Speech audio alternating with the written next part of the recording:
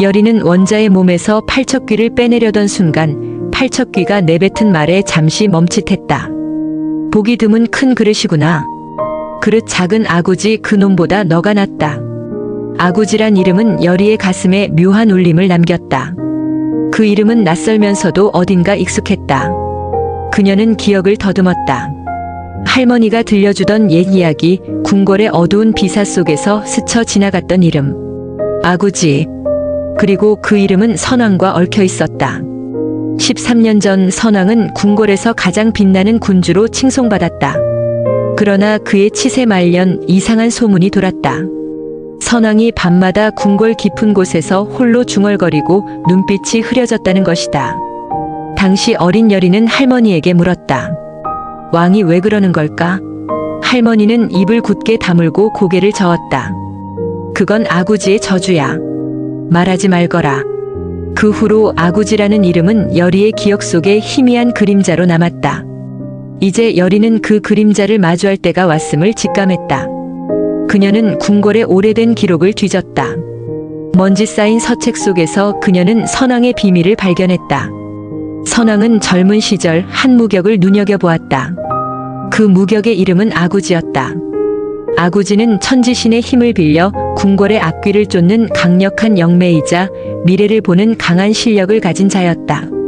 그러나 그는 선왕의 욕망에 이용당하다 희생되었다. 선왕은 아구지를 자신의 곁에 두기 위해 그를 강제로 궁에 가두었고 그의 영역을 이용해 자신의 권력을 굳혔다. 선왕에 대한 많은 비밀을 알고 있던 아구지는 결국 선왕의 손에 의해 그와 그 일가족이 생을 마감해야만 했다. 그의 마지막 순간 아구지는 저주를 남겼다. 너와 내 혈통은 영원히 악귀의 그늘에서 벗어나지 못할 것이다. 아구지의 죽음은 궁궐의 어두운 그림자를 드리웠다. 선왕은 그의 영혼이 자신을 쫓아다닌다고 믿었고 점점 광증에 빠졌다.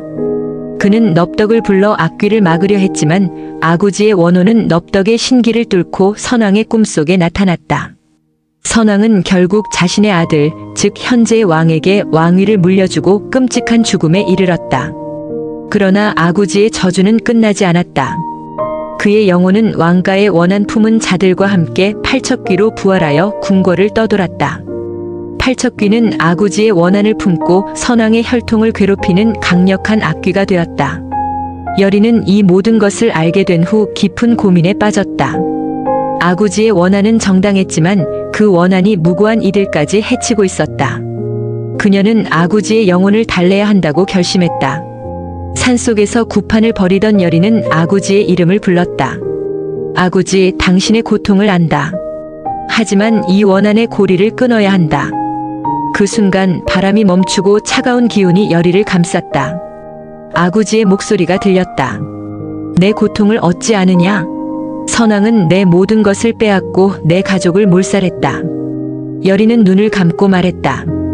당신의 원한이 이 궁궐을 더럽히고 있다. 윤갑이, 강철이, 그리고 내가 그 대가를 치르고 있다. 제발 놓아줘.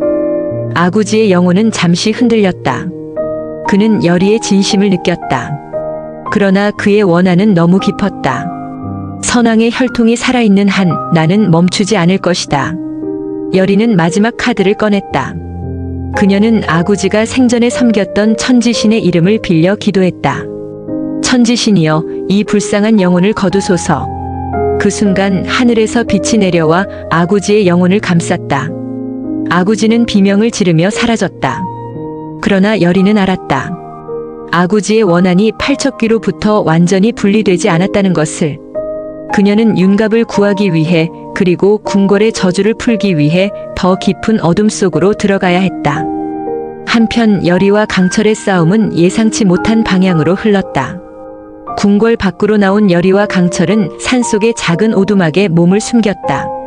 그들은 팔척귀의 힘이 생각보다 강하다는 것을 깨달았다. 여리는 강철에게 말했다. 우리의 힘만으로는 부족해.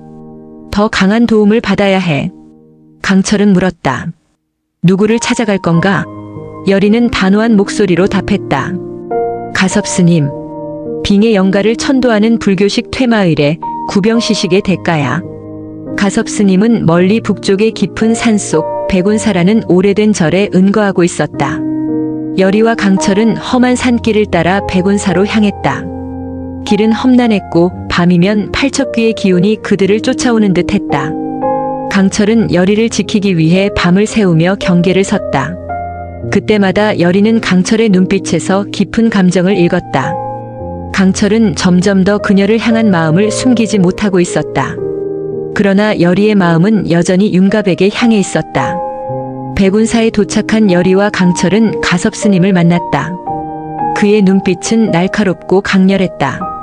여리가 모든 사정을 설명하자 가섭스님은 깊은 한숨을 내쉬었다. 팔척귀는 단순한 악령이 아니다. 아구지의 원한과 선왕의 죄악이 얽힌 존재다. 이를 천도하려면 구병시식이 필요하다. 하지만 그 의식은 큰 희생을 요구한다. 여리는 단호하게 말했다. 어떤 희생이라도 감수하겠습니다. 윤갑을 구해야 해요. 가섭스님은 여리의 결심을 보고 고개를 끄덕였다. 그는 구병시식의 준비를 시작했다. 의식은 달이 가장 밝은 밤에 치러져야 했으며 여리와 강철은 그때까지 스님의 지시에 따라 몸과 마음을 정화해야 했다.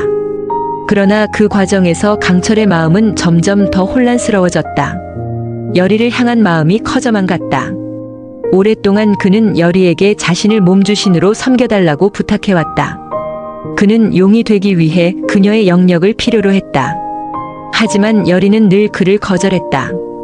강철, 너 같은 악귀를 도와줄 수 없어. 그 말은 매번 강철의 가슴을 찔렀다. 그러나 이제 상황은 달라졌다. 여리는 윤갑을 구하기 위해 극단적인 결정을 내렸다. 그녀는 강철에게 말했다. 강철, 내가 너를 몸주신으로 섬길게. 내가 원하는 용의 힘을 줄게. 하지만 조건이 있어. 윤갑을 구해줘. 그 순간 강철의 가슴은 복잡한 감정으로 뒤엉켰다. 기쁨, 슬픔, 그리고 무엇보다 강렬한 질투. 여리가 자신을 몸주신으로 섬기겠다고 한 것은 강철을 위한 것이 아니기 때문이다. 윤갑 때문이었다. 강철은 이를 악물었다. 왜 항상 윤갑이야?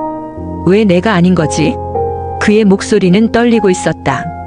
여리는 강철의 눈빛에서 고통을 보았다. 그녀는 그의 손을 잡으며 말했다. 강철, 미안해. 하지만 윤갑은 내 전부야. 내가 날 도와준다면 난 너에게 모든 걸 줄게. 강철은 그녀의 손을 뿌리치며 말했다.